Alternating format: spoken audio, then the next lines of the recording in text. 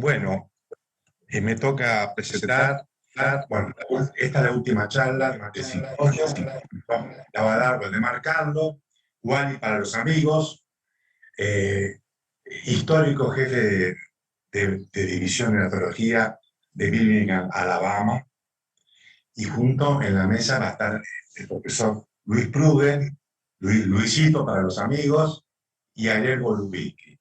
Eso es un tema. Vamos a escucharlo atentamente. Pero quería decir que me sorprendió ese video, no lo conocía y me dijeron nada. Y quería decir que esta charla, que es muy interesante, la van a escuchar, la vamos a debatir, pero también tiene un aspecto de excusa, porque estoy viejo, pero no amnésico. Son dos cosas distintas, estar viejo, pero amnésico. Y entonces quería dar dos agradecimientos.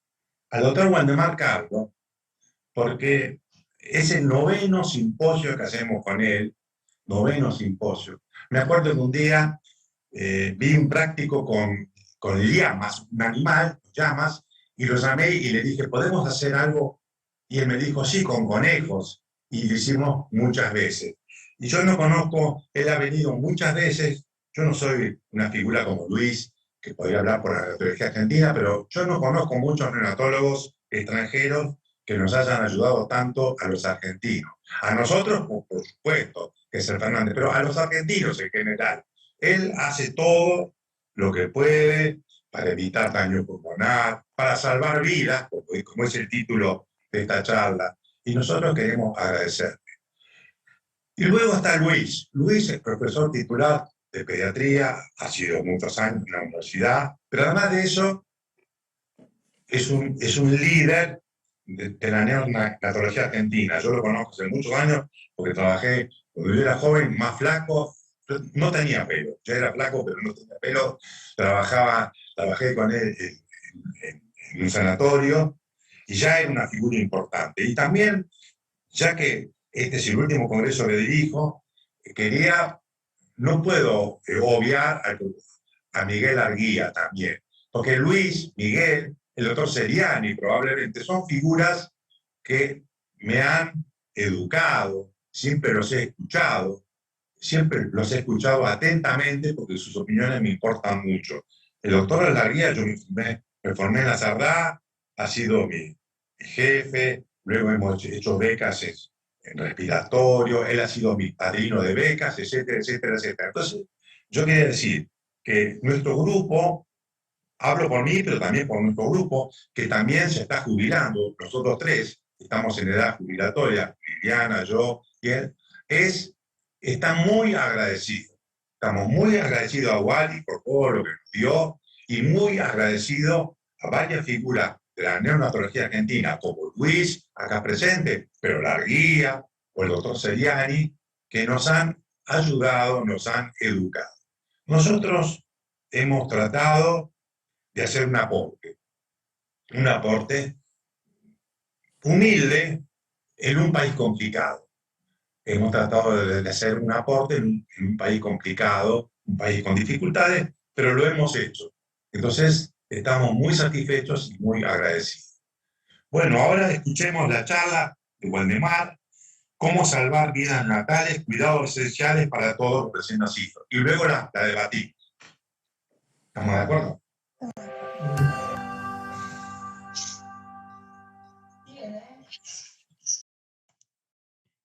Muy buenas tardes y gracias por la invitación y una pena que no estoy allí en Buenos Aires con ustedes, pero sabes que siempre estoy de alma y corazón. El tema de hoy es cómo salvar vidas neonatales y voy a enfatizar los programas de cuidados esenciales para los recién nacidos.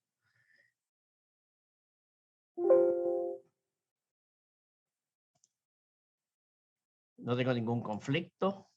Los objetivos es evaluar la contribución de la mortalidad neonatal y de los natimuertos en los países en desarrollo en la mortalidad global.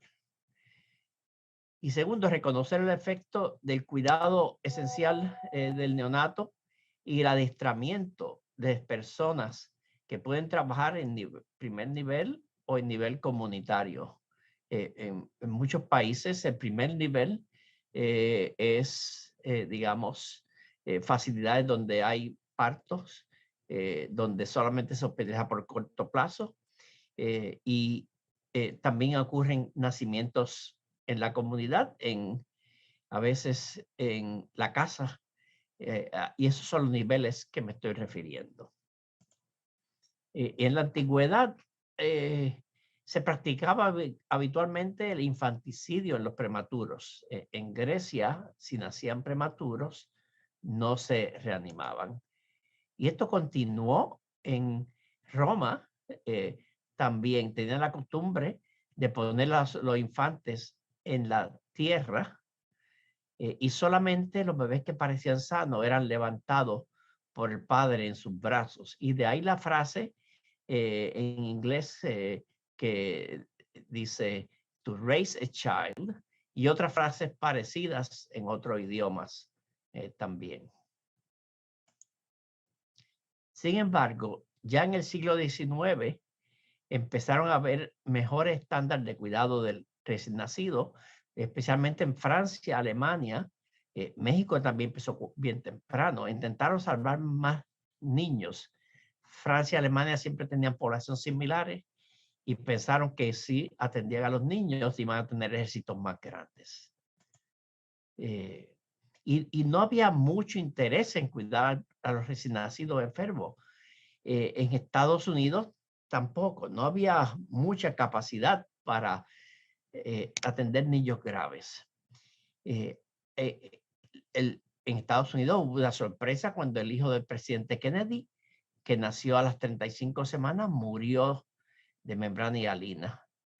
Y esto fue una repercusión en esfuerzos para mantener a los prematuros y niños enfermos, mantenerlos vivos. Pero todavía muchos niños mueren. El 98% de los 3 millones de niños que mueren por año mueren en países en desarrollo.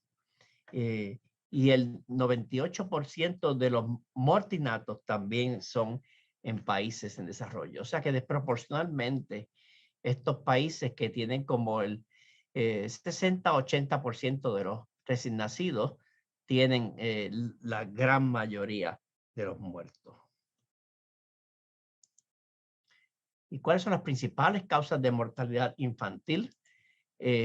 Mortinato, como dije, como 2.5 millones, casi 3 millones otros neonatales y otros 3 millones de infantil. Pero fíjense qué proporción grande la muerte en el primer mes de vida. Una de las 3 componentes bien importantes. Estas causas neonatales constituyen el 44% de las muertes hasta los 6 años, hasta los 5 años de vida. O sea que son muchas muertes. Y aquí vemos las causas de muerte en los niños hasta los 60 meses, 5 años de vida. Y como ven aquí también identifica el cambio recientemente. Y ven que las causas principales, pulmonía y diarrea, sarampión y muertes intraparto, se están reduciendo. Pero en muchos países, muchos no se están reduciendo, en otros estos se están reduciendo. Pulmonía, diarrea y sarampión se han reducido mucho. Pero hay otras como eventos intraparto, como el prematuro, infección neonatal, enfermedades congénitas y otras causas neonatales no se están reduciendo suficiente. ¿Y en dónde ocurren estas muertes? Mayormente en África y el Asia del Sur. Vemos aquí en color rojo la mortalidad de más de 100 por 1000 nacidos. O sea, 10% de todos los niños mueren en los primeros 5 años de vida. Esto es mucho. Obviamente, hay otros países también, como en Afganistán también y Pakistán. También está la mortalidad bien alta. Y obviamente la mayoría de estos niños son muertes que se pueden prevenir, la gran mayoría. La OMS desarrolló el programa Essential Newborn Care, que lo traduzco como atención esencial del recién nacido. Y esta establece estándares mínimos de cuidado, específicamente para la reanimación neonatal, atención de rutina del niño, lactancia materna, cuidado madre canguro, cuidado del bebé pequeño, termorregulación. Pero estos tienen que ser evaluados como les dije ya, en hospitales de primer nivel y partos domiciliarios, donde es que nacen la gran mayoría de los niños. Más del 50% de los niños nacen en este tipo de institución o la casa. Aquí vemos una cosa esencial, lactancia materna. Todos sabemos la importancia y en muchos países, en países pobres, no le dan lactancia exclusiva, le dan muchos suplementos alimenticios que son de poca calidad de nutrición. Así que les voy a presentar dos estudios grandes que se hicieron, unos casi 60,000 pacientes y uno más de 100,000, donde el estudio de Zambia se hizo en centros primarios de salud, o sea, partos institucionales. El estudio de múltiples países que le voy a enseñar se hizo en comunidades donde el niño puede nacer en la casa o puede nacer en una facilidad donde en verdad no es un hospital, es solamente como un cuartito donde hacen partos localmente.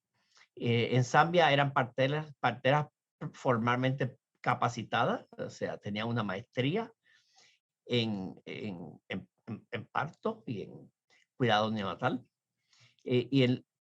Pero en múltiples países, que se estudió en múltiples países, todo el que hacía el parto, que eran mayormente enfermeras o trabajadores de salud o parteras tradicionales, todos se incluían. Y miramos la mortalidad neonatal precoz, o sea, los primeros 7 días. Este estudio se hizo, como ven aquí, 71,000, pensaba que era un poco más de 50, pero aquí 71,000 pacientes recién nacidos, todos de bajo riesgo, porque si era de alto riesgo, estas unidades transferían el paciente a una unidad terciaria. Y como vemos aquí, la mortalidad se redujo por todas las causas de 11% al 6.8%. El diseño de este estudio se llama un Active Baseline. Después de hablar más de esto todavía, pero el Active Baseline es un diseño especialmente para cuando se hace una intervención educativa o algo así parecido como esto, donde no se puede enmascarar. Pero lo que se hace es que se empiezan a colectar los datos y luego se hace la intervención. Como vemos también, la mortalidad perinatal se redujo significativamente, la mortalidad por asfixia, por infección de los niños más pequeños, no los mortinatos o stillbirth, eso no se redujeron. Pero les quiero decir que cuando empezamos a trabajar en estos hospitales de nivel 1, los mortinatos eran más de 100 por 1,000. Entonces dijimos, eso no es aceptado porque no lo están reanimando bien. Así que antes del estudio tuvimos que enseñarle un poco a reanimar, está seguro que tuvieran el equipo de reanimar para tener lo que se llama un active baseline adecuado. Y aquí vemos la secuencia de antes de el estudio de cuidado esencial, después del estudio de cuidados esenciales y después del programa de reanimación neonatal. Y vemos cómo se redujo en total en más de 50%. Y estos números quiero que se acuerden.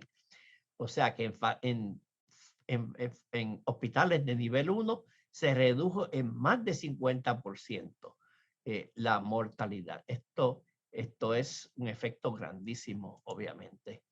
Esto se publicó en la revista Pediatrics, pero muchos de los niños nacen en hospitales que son más básicos o en comunidades. Aquí tenemos un hospital de una comunidad bien pequeño, donde en verdad no cualifica para nivel 1, es más básico todavía.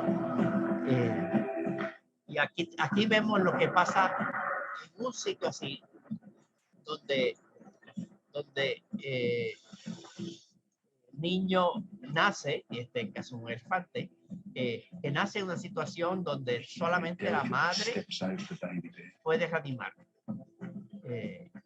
Y vamos a hacer pasar aquí un poquito para que vean lo que la madre hace tratando de reanimar el niño, el elefantito que diga, cómo lo estimula a respirar. Ahí vemos cómo respiró por primera vez y pasamos rápido el video, tratando de levantar al elefantito, y poco a poco se levanta y vive.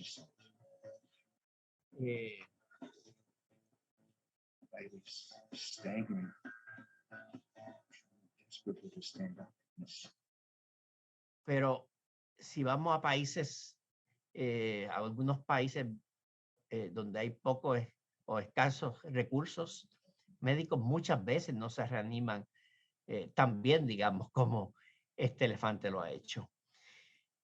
Y la mayor parte de la mortalidad ocurre en parto en la casa o en niveles bien bajos de cuidado profesional. Y así que ahí fuimos.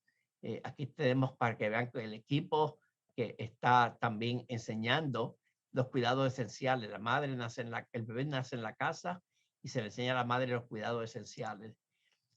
A las parteras se le enseña también a reanimar si es necesario.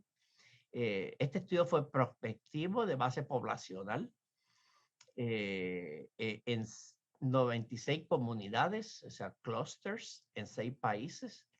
3.676 parteras se capacitaron en el cuidado neonatal, incluyendo la puntuación de APGAR, el Ballard y el examen de ELIS, del examen neurológico. Y se recopilaron los datos y entonces se hizo el estudio. Aquí vemos cómo le estamos enseñando a las parteras a recolectar los datos. Aquí vemos la forma en que se recolectan los datos. Fíjense que para el APGAR score, lo que hacemos es que ellas estiman la frecuencia cardíaca con estos símbolos, la respiración con estos símbolos. Todo muy básico. Esta es una de 2 páginas que se recolectaron los datos. Aquí vemos enseñándole a las parteras a evaluar al niño después que nace. Muy básico el nivel de cuidado, pero una intervención interesante que puede tener un efecto grande. Aquí vemos los clústeres, 96 clústeres, como les dije, 59,000 pacientes en esta fase del estudio. El consentimiento es frecuente, las familias usualmente aceptan que se recolecten los datos. Los inscritos en el estudio, de los menos de 1.500 gramos se sacaron, no se incluían porque sabemos que tienen muy alta mortalidad en estos ambientes. Y seguimiento a los 7 días de 99.2%, o sea, un seguimiento bien bueno. No conseguimos estudios así en muchos países donde hay un seguimiento tan alto. Nosotros ya lo seguimos hasta los 42 días y todavía tenemos más de 99% en estos niños.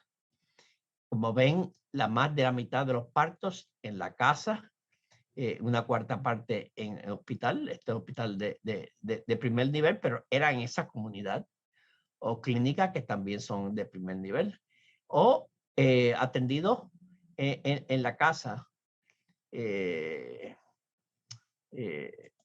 Y a veces sin persona entrenada. Aquí tenemos los traditional birth attendants. Vemos que como la tercera parte, como la cuarta parte de enfermeras, la sexta parte médicos y como la quinta parte miembros de la familia que no están entrenados. Este estudio se diseñó como intention to treat, o sea que se incluía a todos los niños, inclusive los que nacían sin la intervención. Y aquí vemos el efecto en los natimuertos, excepto por los médicos. En todos los otros grupos hubo una reducción de los natimuertos y la mortalidad perinatal en todos los grupos de partero, hubo reducción de la mortalidad perinatal. Vemos aquí, obviamente, cuando la familia hace el parto hay una mortalidad más alta y ya más baja, aún con las parteras tradicionales, pero tiene un poquito de sesgo porque los partos menos complicados muchas veces eran por partera tradicional, mientras que los partos de médico eran un poco más complejos a veces. Y aquí vemos los resultados en total del grupo.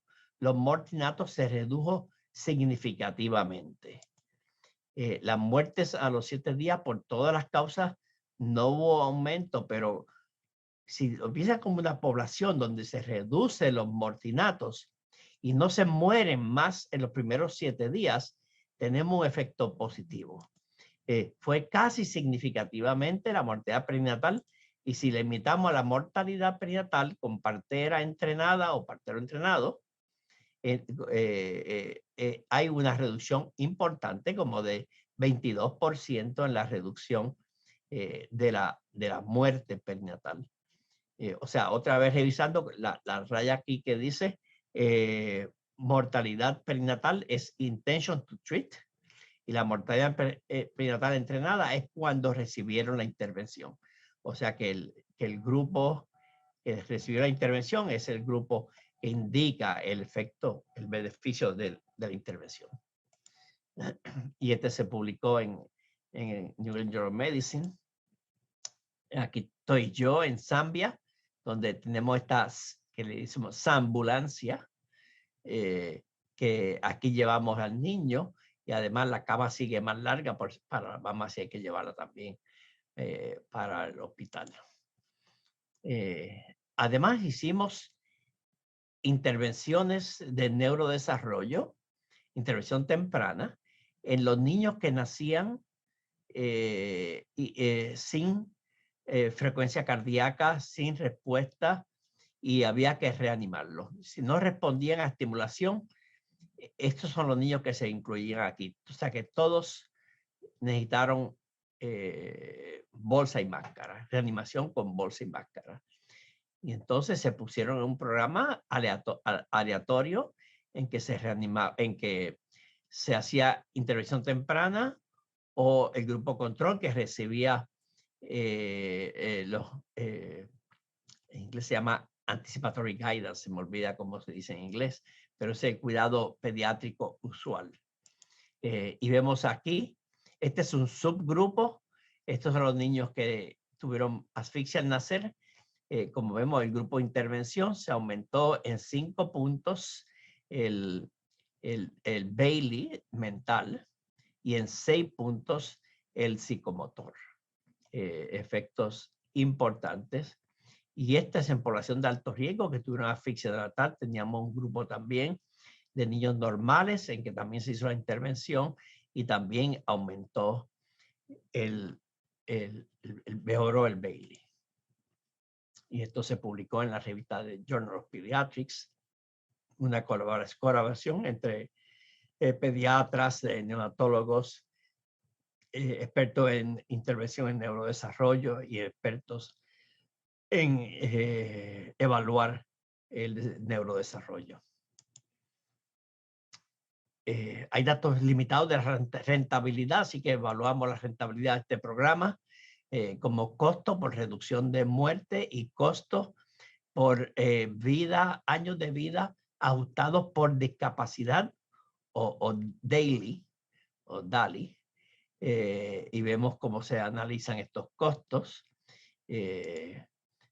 Aquí vemos los costos del programa, $20,000 fue el entrenamiento, y aquí el costo del programa, $20,000 aquí, dividido por la reducción en muerte, y por cada vida salvada se gastaron $208. y si corregimos por año sin discapacidad, vemos que $5 por año. Para comentarles que en muchos países se usa 10,000 a 50,000 como si fuera una terapia costo efectiva. Así que esta terapia es bien costo efectiva, especialmente para mantener el programa a largo plazo, donde cuesta menos de $2 mantener el programa. Y aquí comparamos con otros paquetes, otras intervenciones que son mucho más costosas, pero que en muchos países se usa, por ejemplo, la administración de oxígeno, la vacuna del tétano, por ejemplo. Y esto se publicó en la revista Pediatrics. Así, en conclusión, la capacitación de partera con este programa fue muy efectiva, redujo como en 10 por 1000 la mortalidad neonatal. No le comenté, pero hubo otra parte en que hicimos el programa de reanimación neonatal, que también se redujo como en 10 por 1000. O sea que son reducciones importantísimas de más de 50% de la mortalidad se redujo. Y los niños que sobreviven tienen desarrollo normal. Aquí vemos un estimado de cuántos bebés se podrían salvar en el mundo si se aplican estas intervenciones. Y solamente he seleccionado aquí los países que tienen mortalidad moderada o alta o bien alta. Y vemos aquí muerte neonatal de más de 16 o más. Y aquí clasifico todos los países del mundo y estimamos la reducción de mortinato de 33% y la reducción de 50% de la mortalidad neonatal. Y como ven, ¿cuántas vidas se salvan? 1 millón de vidas se pueden salvar. Hay otros estimados que dicen que estas terapias se pueden reducir de 250,000 hasta 1 millón. Hay diferentes estimados. Pero muchos niños se pueden salvar. Otra terapia importante que quiero recalcar, el estudio de dexametasona antenatal. Yo sé que ustedes en Argentina han estado muy adelantados comparado con el resto del mundo, especialmente comparado con Estados Unidos, donde ustedes comenzaron el uso de dexametasona antenatal como práctica clínica mucho antes que se hiciera en Estados Unidos.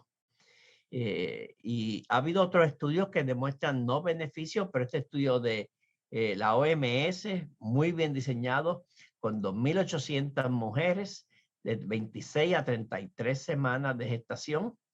Y vemos cómo se redujo la muerte neonatal en 16%, la perinatal en 12%, las muertes tempranas, que fueron la reducción principal, los primeros 7 días, fue la reducción principal que hubo con el esteroide. Así que fíjese qué efecto importante. Quiero recalcar que las muertes neonatales en los prematuros es que es más alta, o sea que aquí vemos cuán alta es, casi el 20% mueren de estos niños, entonces se redujo casi al 15%. Así que una reducción importante. El estudio previo de esteroides decía que había riesgo de infección en la madre. Este estudio demostró que no había riesgo en la madre.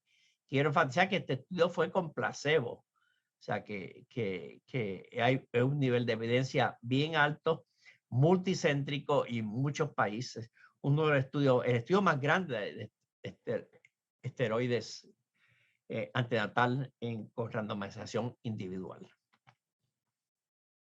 Muy brevemente, pero para que sepan, la muerte de posparto en la madre es una de las causas más importantes de mortalidad materna y misoprostol tiene un efecto importantísimo en la hemorragia. Este estudio se paró porque el efecto fue grandísimo en la hemorragia, se cortó por casi la mitad, especialmente se redujo las hemorragias severas, se redujeron bastante, pero ya esto está recomendado por la OMS.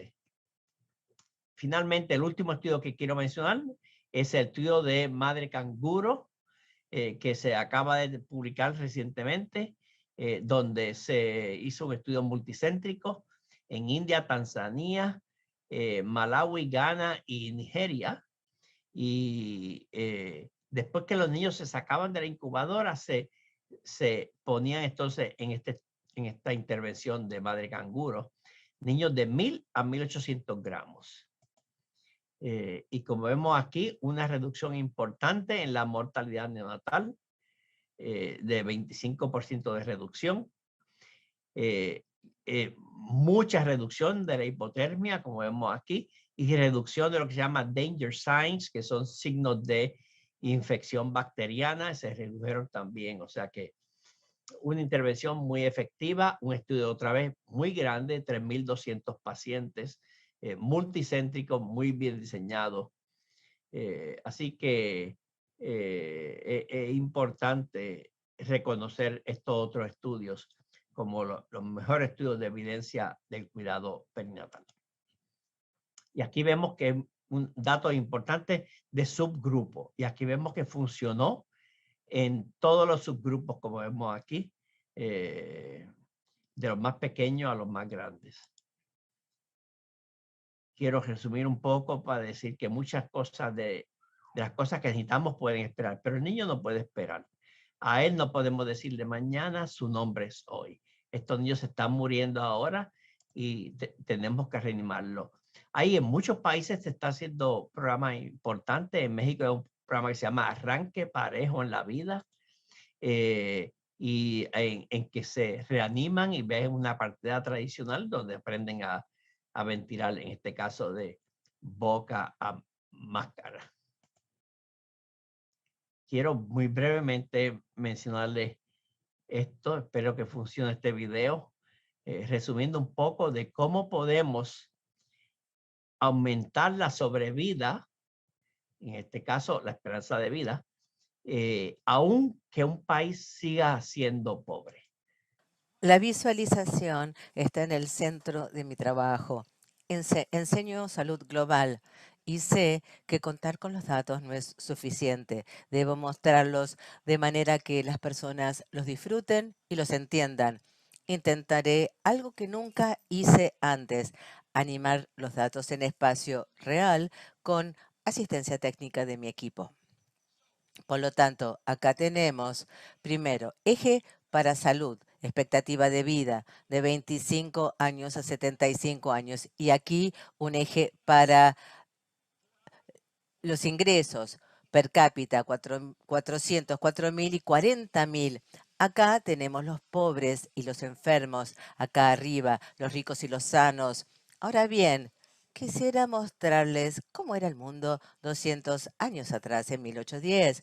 Acá tenemos los países: Europa marrón, Asia rojo, Medio Oriente verde, África violeta, América del Sur amarillo, y el tamaño de la burbuja es el tamaño poblacional. En 1810, todos hacinados, todos los países eran pobres y enfermos, y vemos que el ingreso era 40 per cápita, un poco mejor en Reino Unido y Holanda, pero luego empieza a venir esa revolución industrial, que países de Europa se alejen y los países colonizados en Asia y África están atrapados. Eventualmente los países occidentales se vuelven cada vez más saludables y veamos el impacto de la Primera Guerra Mundial y la gripe española. Miren lo que ocurrió.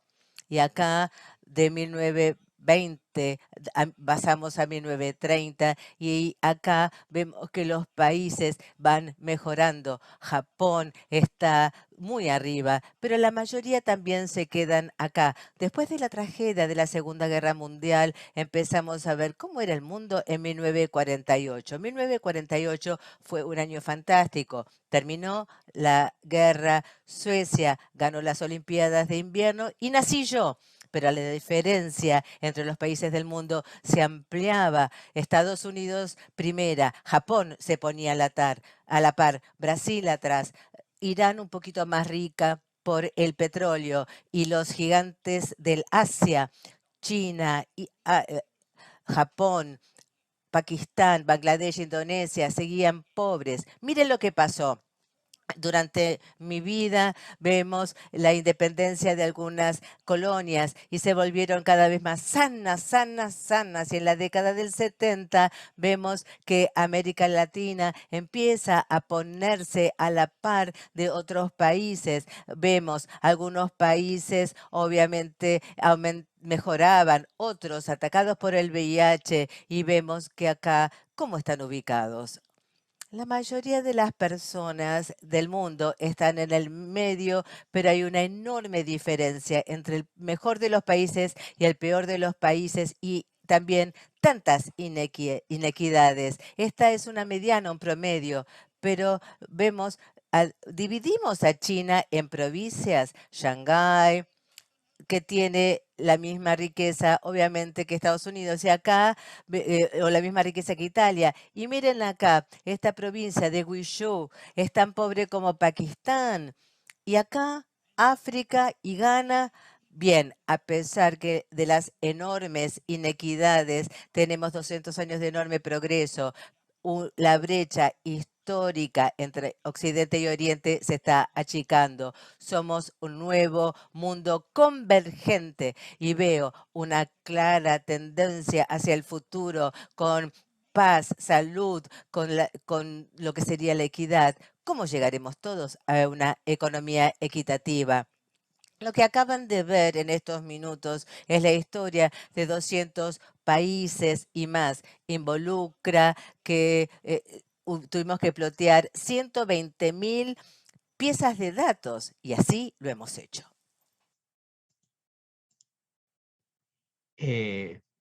O sea, ¿qué podemos hacer?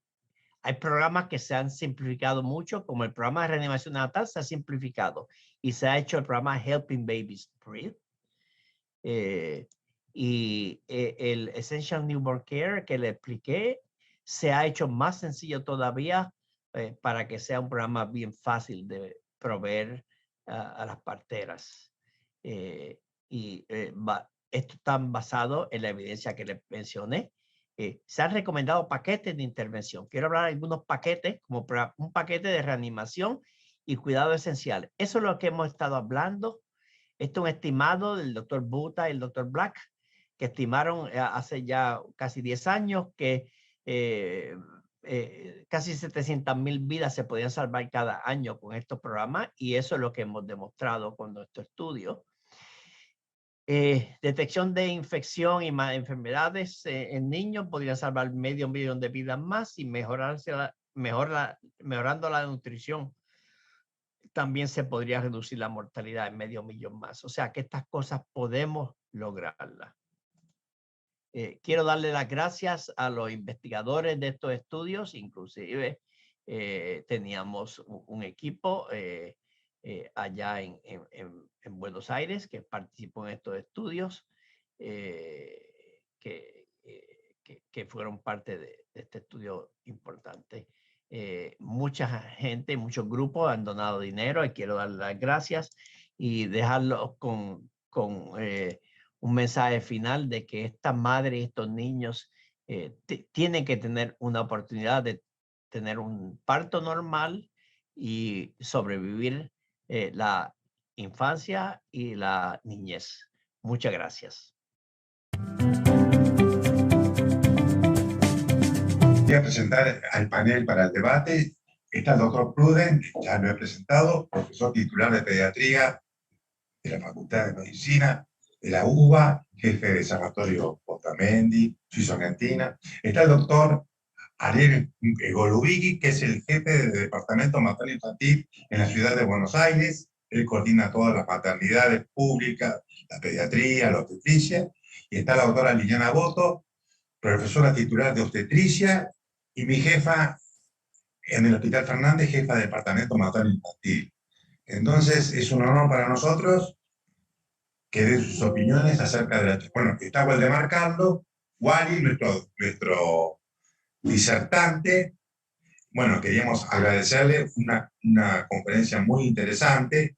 El tema que se plantea para mí es cómo adaptarla a nuestra realidad, porque cada país tiene su realidad, Entonces, ¿cómo llevar a cabo? ¿Cómo evitar muertes? ¿Cómo evitar muertes neonatales en nuestro país?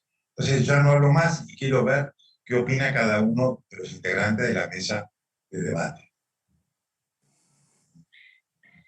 Perdón, antes de iniciar la mesa quería decir dos cosas. Primero, felicitarlos por el simposio, que como todos los que han hecho ha sido excelente. Es un simposio que se ha mantenido a lo largo de los años siempre con una calidad extraordinaria. A Wally Cadlo, bueno, amigo de toda la vida, como ustedes dicen, vino 9 veces al simposio, vino otras veces y no siempre nos ayuda en todo, y es una persona que, como ustedes lo ven, le interesa mucho la terapia intensiva, pero le interesa mucho lo que pasa en lugares de bajos recursos. Sus trabajos en Zambia y en África son extraordinarios.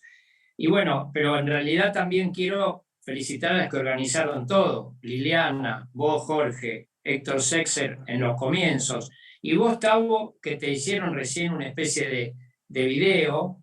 Yo adhiero a todo lo que se dijo. Yo te reconozco en vos una persona de gran capacidad, muy estudioso, perseverante, pero con objetivos claros, no perseverancia en el error, como vemos muchas veces, una gran sinceridad, como señaló Claudio Solana, y un balance muy adecuado entre cerebro y corazón, que eso no es muy frecuente de encontrar. Así que eso quería decir, Tavo, y lo digo de todo corazón desde mi parte. Y ahora pasemos a la otra parte, pero no quería dejar pasar esta oportunidad para reconocer las cosas a quien ha hecho, hace y seguirá haciendo cosas por los chicos en la Argentina, como vos y todo el grupo del Fernández lo hace. Así que eso quiero dejarlo primero. Y después, un poco lo de Wally. Es cierta la pregunta de Tavo. Nosotros en la Argentina no somos un país, somos lugares que tienen situaciones muy parecidas a las que señala Wally. Nosotros no vemos eso en nuestros lugares, pero si uno va a ciertas zonas del noroeste argentino o va por el interior de las provincias y en comunidades especiales, las situaciones son realmente poco propicias. Lo hemos vivido en Santiago del Estero, en muchos lugares, de manera tal que también uno tiene que expandir su pensamiento a decir, bueno, salgo del área de confort en la cual me muevo, que es esta, y entiendo que hay otras cosas que también deben ser enfocadas. Yo creo que Ariel, si bien trabaja en la ciudad de Buenos Aires, tiene una visión global. Me gustaría tu opinión, Ariel, con respecto a la pregunta que hizo Tavo puntualmente.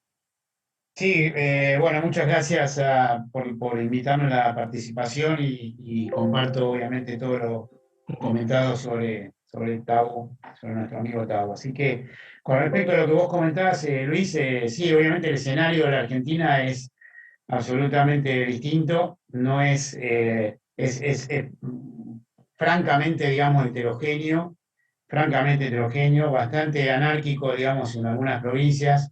Solamente para que yo siempre trato de suministrar algunos datos que uno va relevando y va trabajando incluso con otros directores de maternidad e infancia de otras provincias y que vamos intercambiando información. Solo para que uno tenga en cuenta, en la ciudad de Buenos Aires, ustedes recuerdan, bueno, un poco el estudio que habíamos hecho de mortalidad neonatal con la OPS del 2016, donde se veía que solamente en la ciudad de Buenos Aires había 84 instituciones en donde nacían recién nacidos, donde había nacimientos. Hoy esa cantidad se vio reducida, hay aproximadamente 73 instituciones, pero lo que marca así claramente una diferencia importante es que prácticamente 61 de esas instituciones son del ámbito no público, y dentro de esas hay aproximadamente más de casi 40, 39, 40, que tienen menos de 400 nacimientos al año. Eso también implica de que el concepto vertido por la presentación excelente de Waldemar, que es el tema de la conceptualización de la estandarización de los procesos asistenciales, es clave, pero también, digamos, en lugares donde tienen escasa cantidad de partos, aunque sean institucionales, también, digamos, se va perdiendo ese entrenamiento o esa calidad, digamos, de atención para recién nacidos y para situaciones de trabajo de parto. Entonces, ese es un dato que es importante. El mapa heterogéneo del país marca también otro de los temas que comentaba Waldemar, que era el tema del uso de los corticoides. Más o menos, digamos, por ejemplo, en el año 2012 a nivel nacional, el uso de corticoides, digamos, antenatal, era aproximadamente del 48% según los datos del sistema informático perinatal.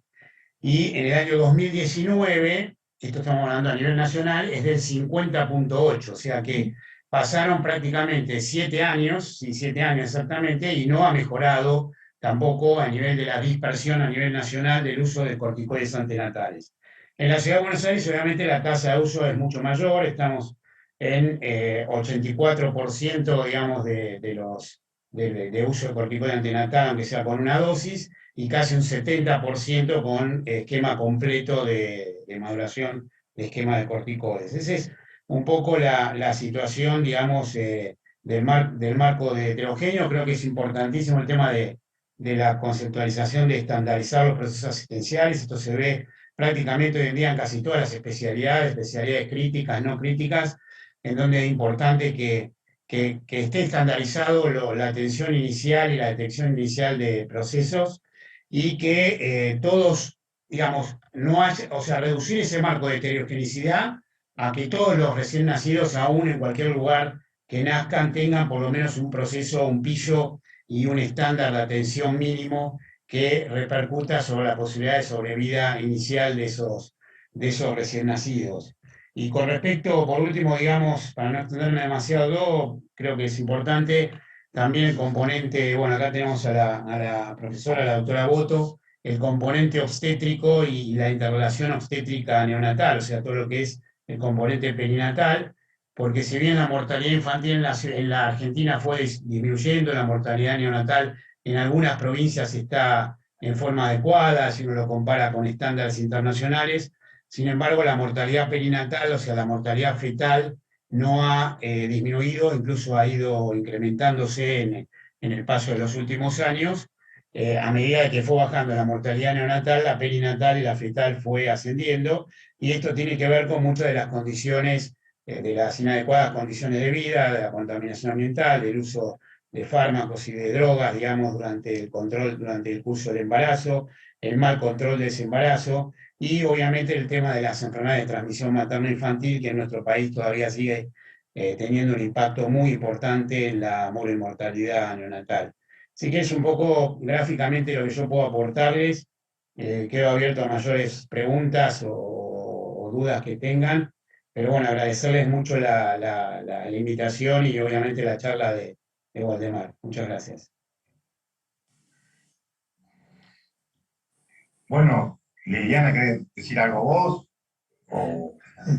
En primer lugar, gracias por la invitación. Tuve un inconveniente técnico para poder conectarme. Lamentablemente no pude escuchar toda la charla de Juan Carlos. Sé siempre de la excelencia de sus presentaciones. En un todo de acuerdo, las palabras hechas hacia vos, que estás por dejar la actividad de ponerse el guardapolvo y firmar, pero yo sé que vas a seguir estando y vas a seguir caminando los pasillos del hospital, eso estoy segura, porque realmente para los tres que veo, tanto Liliana como Héctor, como vos, son un trío reconocido en toda la tarea para el desarrollo de la neonatología y el impulso que tuvieron siempre. Por eso me asocio a las palabras de Luis, de decir todo el impulso que siempre has tenido, Tavo, para llevar adelante y ayudar a todas las neonatologías para que salgan adelante. Con respecto a lo que hablaban, bueno, desde ya la Federación Internacional de Ginecología y Obstetricia vive permanentemente teniendo programas para los países en vías de desarrollo. O sea, todo lo que estaban mostrando recién en la presentación, que yo la tomé al final, que son los programas que se hacen realmente. Siempre vemos en esos programas una señora de la India, una señora del Pakistán, una señora del África, pero tendríamos que poner a unas cuantas de nuestras señoras, porque Ariel, vos hablabas de la Ciudad de Buenos Aires, pero la Ciudad de Buenos Aires es absolutamente dispar, y yo no me estoy ni corriendo de la General Paz. Yo me muevo, digamos, mirar solamente, ¿no? El barrio, que ahora queda muy lindo llamarlos barrios, pero siguen siendo el mismo lugar desastroso, como es el barrio 31, como es la 1114, todas las áreas. Estamos olvidando, y por suerte que lo dijiste al final, de la mujer embarazada. Yo siempre dije lo mismo, si nosotros queremos mejorar el área perinatal y el resultado neonatal, miremos a la mujer embarazada, a su entorno, a su situación socioeconómico-cultural, porque es un problema cultural, un problema de violencia familiar, un problema de despojo. Todo eso hace que el resultado neonatal termine siendo malo si nosotros no podamos tomar a tiempo a esa mujer embarazada y poder actuar y trabajar sobre la mujer embarazada. Si queremos disminuir la prematurez, si queremos disminuir las muertes por las patologías, bueno, las grandes patologías, la hemorragia y la hipertensión en la mujer, bueno, desde ya, que eso lleva aparejado la mortalidad perinatal. Si queremos trabajar en eso, tenemos que mirar a la embarazada. Yo creo que cuando nosotros podamos desarrollar más programas educativos en terreno, en esas áreas, y aumentemos la relación entre el famoso referencia y contrarreferencia, que nunca puede llevarse adelante correctamente entre los centros de atención primaria, entre los centros que están trabajando en esas áreas y los hospitales de complejidad, que son los que tienen que recibir esa patología, no vamos a poder mejorar el resultado perinatal, ni siquiera en la Ciudad de Buenos Aires. Y yo recuerdo, Ariel, una vez que viniste al hospital y presentaste resultados que tenían que ver con maternidades, institutos privados, donde sabemos cuáles son las maternidades de primer nivel, los sanatorios de primer nivel de la Ciudad de Buenos Aires. Y bueno, ahí está Luis, que años trabajando en centros de primer nivel privados, donde las neonatologías reciben casos que seguramente, si desde el punto de vista perinatal, si desde el punto de vista de atención de ese embarazo hubiera sido otro tipo de atención, también hubieran tenido menos problemas a nivel neonatal. O sea que yo creo que pasa por la educación tanto de las mujeres, las familias, eso es muy importante, pero también no olvidarse de la formación de los grupos, y no digo tanto de neo, porque neonatología está muy bien coordinada. Yo soy testigo, digamos, permanentemente de los cursos, de las capacitaciones a nivel pediátrico neonatal, ¿no? Ya desde que empiezan a cursar pediatría los alumnos, ya tienen otras obligaciones, otros controles. La obstetricia se dispersa y eso hay que mirarlo muy bien.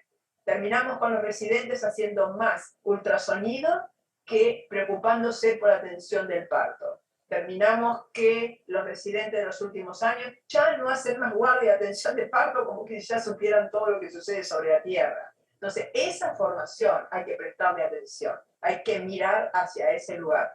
Y muchas de las cosas las vamos a poder mejorar y vamos a poder cambiar en el resultado perinatal si enfocamos en la atención de la embarazada y en la atención del área perinatal y, por supuesto, la vigilancia de las maternidades. Si vamos a lo público, bueno, por lo menos que todas tengan lo necesario, pero no todas pueden hacer todo, porque esta frase tiene que primar en lo político. No todas pueden hacer todo.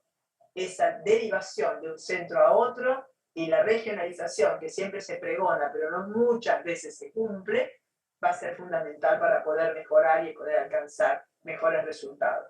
Esa es mi opinión desde tantos años, dando vuelta en esto y a veces tratando de golpear muchas puertas para lograr algún pasito más allá y que es bastante difícil hacerlo.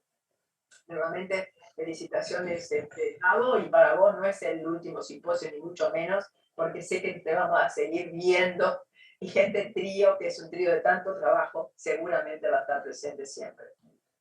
Bueno, nadie me cree, Wally, pero ¿vos qué opinas, Wally? No de mí, sino del debate, de todo lo que has escuchado. Yo ya sé que tipo la credibilidad baja, nadie me cree. Bueno, primero, Tavo, felicidades por un merecidísimo homenaje. Gracias por tu visión de hacer el simposio del pulmón, que creo que ha sido un gran éxito. Como se vio hoy con tantos expertos, ayer, tantos expertos contribuyendo, es increíble. No creo que haya otro congreso que yo he estado del pulmón donde han tenido tantos buenos conferenciantes hablando de tantos tópicos tan importantes. Así que primero, felicidades a ti, al equipo que has desarrollado, a Fernández, a Liliana que te ha apoyado tanto, pues muchísimas gracias. Me parece que ha sido extremadamente importante y con grandes beneficios para el país. Segundo, gracias por el grupo de la mesa. Quiero mencionar que he aprendido muchísimo de Luis. Mencionaron antes a Miguel también. Quiero decirles que en mis años de formación, ya cuando había terminado neonatología, pero estaba aprendiendo muchísimo. Sigo aprendiendo, pero en ese momento aprendí muchísimo cuando fui a Argentina y me enseñaron tanto del cuidado de la madre y del cuidado del recién nacido. Muchas cosas del detalle del cuidado del paciente, como el plástico que se le ponía para mantenerlos calientes y todas estas cosas que ustedes me enseñaron, que la introduje aquí en Estados Unidos y muchas veces después se hicieron estudios aleatorios. Del tema que hablé, me parece que lo importante es que hay que capacitar a las madres, como decía Liliana, o sea, hay que ayudarlas para que entiendan cómo se cuidan ellas mismas durante el embarazo y cómo cuidar al niño. Y esa es una parte importantísima de la educación obstétrica para las madres y la educación en el cuidado del neonato. Esto es importante porque seguimos teniendo, aún en países de mucho desarrollo y buena economía, hay estas áreas donde se continúa con pobres outcomes perinatales, obstétricos, y esto va a seguir continuando. Esto, en parte, el video que les demostré es que hay oportunidades para, dentro de ese ámbito social y económico, mejorar la calidad de vida. ¿Y cómo lo hacemos? Educando a los médicos, educando a los pacientes, educando al equipo de enfermería, equipo de cuidado del paciente, en todas estas áreas de educación, como lo son los programas que mencioné, como en Argentina se ha implementado muy bien el programa de reanimación neonatal, todos estos programas que son importantes para proveer el mejor cuidado al paciente. Demostré varios ejemplos de programas, por ejemplo, Madre Canguro, que también es muy efectivo, y otros programas que son, digamos, de educación al médico, como son los esteroides antenatales, que tenemos que seguir mejorando la administración de los esteroides antenatales en las madres a riesgo de parto prematuro. Me sé que hay instituciones donde se ha logrado hasta el 95 o más % de las madres que reciben esteroides cuando está indicado. Y hay ciertas estrategias, pero mucho de la educación del médico me parece que esto es necesario. Así que solamente dejándolo con el mensaje que se siguen muriendo madres, se siguen muriendo niños, muertes prevenibles que afectan mucho a la familia y a la sociedad. Y creemos que este es un reto de reducir estas muertes prevenibles. Y mencionar también la calidad de vida, por ejemplo, en estos países de muy pocos pobres recursos, introducimos un programa de intervención temprana, intervención de neurodesarrollo. Sé que hay mucho interés en Buenos Aires y en Argentina de intervención temprana. Y estos programas son muy efectivos y tenemos que implementarlos. Bueno. Un pequeño comentario. Sí. Perdón. Sí. No, quería hacer 2 puntos. Uno, que Liliana mencionó al pasar, y lo tomo, que es verdad que en ciertas regiones, lugares y características, mucha de la patología neonatal que se ve es evitable. Pero no evitable haciendo mejor tratamiento, sino haciendo que el chico no nazca cuando no tiene que nacer. Uno cuando ve estadísticas de lugares ve que 20%, a veces 25% de los chicos que nacen son pretérminos tardíos y que nacieron por cesárea electiva. Esa es una patología creciente que preocupa y que ocupa muchos servicios indebidamente. Eso pertenece a una región. La otra cosa que quería tomar, yendo a la otra punta, es cuando Wally menciona el canguro, en el trabajo de Tanzania, India, Nigeria, de 3.200 recién nacidos, señaló claramente después que salen de incubadora. Porque los trabajos originales de Rey eran casi un experimento darwinista. Como no había incubadoras, a los chicos se lo ponía en canguro. Ahora, si uno parte de la premisa que se le da un cuidado bueno, el mejor cuidado posible, y que después al chico se lo ponga en canguro progresivo, que eso baje la mortalidad y baje la infección, me parece muy razonable, porque aparte va a aumentar la lactancia, va a mejorar el vínculo, todas cosas que necesitamos para que el chico se vaya a las casas en las mejores condiciones. Debo rescatar también que por suerte ha crecido el tema de las residencias para madres, que durante la pandemia hubo que suspenderle, eso ha sido muy grave, pero las residencias para madres logran ese objetivo, que se queden en el hospital, que se saquen leche, que aprendan a cuidar a sus chicos, que cuando se lo lleven a su casa estén preparadas para llevárselo. Yo creo que por esos caminos tenemos que reforzarlo y eso tiene que ser política, me parece a mí, de Estado, porque es imposible que una madre se lleve el chico a la casa si no está preparada adecuadamente. Yo recuerdo en el Posadas, en la década del 70, teníamos un programa de alta temprana con seguimiento domiciliario, los que no volvían, ambulancia que iba a la casa a verlos para ver qué pasaba con los que dábamos de alta temprano. Y la verdad que la adhesión de la gente era buenísima, pero el criterio era prepararla y todo el tiempo de internación estar absolutamente comprometidos en preparar a la madre para que se lleve al chico. Esta es una tarea que no siempre se hace de la manera más adecuada. Y uno lo ve esto en todos los países, viajando por países de todos lugares del mundo, que se pone mucho énfasis en la terapia, en los cuidados, en cómo le voy a dar pipo, le voy a poner alta frecuencia, y después todo el trabajo ese diario de hormiga, de preparar a la madre, no se hace tan detalladamente como debiera ser. Creo que esto hay que rescatarlo porque me parece fundamental si uno quiere no solo mejorar la mortalidad neonatal temprana, sino la mortalidad infantil, porque estos chicos eventualmente son de riesgo, muchos de ellos, y después tienen insuficiencia respiratoria, reinternaciones por otras razones, y si se va con lactancia materna exclusiva y con una madre preparada, sus chances son mucho mayores. Bueno, ¿alguien quiere decir algo o no? Sí, no, digamos, redondear un poquito y compartir, digamos, la opinión de Liliana, de Luis, el tema del control prenatal aún en ciudades como es la que comentó Liliana, que es en Ciudad de Buenos Aires, es bastante errática en el sentido de que todavía hay un porcentaje alto de mujeres que llegan al momento de su parto sin haber tenido ni siquiera un solo control de su embarazo. Ese porcentaje, si bien ha ido mejorando paulatinamente en estos últimos años, no es el adecuado.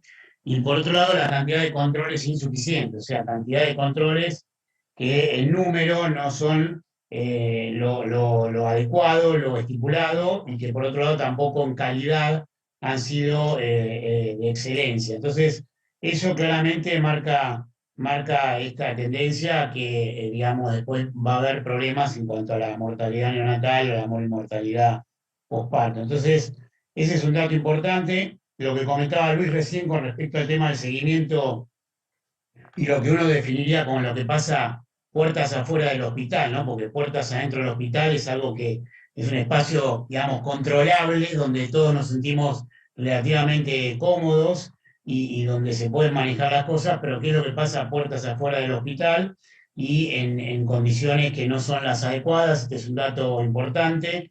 Acá en la ciudad, digamos, se ha intentado, ahora fue bastante frenado por el tema de la pandemia, por lo menos en aquellas zonas, en las regiones y en las áreas programáticas de mayor vulnerabilidad, como son la zona sur de ciudad, ¿sí? Todo lo que sería área programática de algunos de los hospitales que ya conocemos, que tienen mayor mortalidad neonatal y mayor mortalidad infantil, con el Ministerio, digamos, de Desarrollo Social y de Ciudad de Buenos Aires, hacer un seguimiento personalizado, teniendo contacto con trabajadores sociales asignados, digamos, a el seguimiento teniendo contacto antes del alta, 48 horas o una semana antes del alta, para que conozcan a la mamá, a la familia y el lugar físico donde viven estos recién nacidos, van a vivir esos recién nacidos, y un seguimiento posterior, por lo menos durante los primeros meses, hasta que empiece el circuito de controles adecuado en el hospital. Todo eso se había logrado armar, digamos, como una prueba piloto para el Hospital Piñeiro, que es uno de los hospitales con mayor impacto, digamos, en cuanto a mortalidad infantil, está casi en 2.5 veces por arriba de la media, digamos, de la ciudad, y si uno la compara con la zona norte, mucho más, casi 5 veces mayor, y después, producto de la pandemia, obviamente se desarticuló, así que es muy bueno lo que comentaste vos, Luis, como para tenerlo en cuenta como parte prioritaria, digamos, de la agenda, ¿no? Sí. Bueno, debemos concluir este simposio, este congreso. Queremos agradecer a la mesa, a Liliana, a Wally, a Ariel, a Luis. Bueno, y nos vemos y seguimos trabajando. Muchas gracias a todos. Gracias a ustedes. Gracias.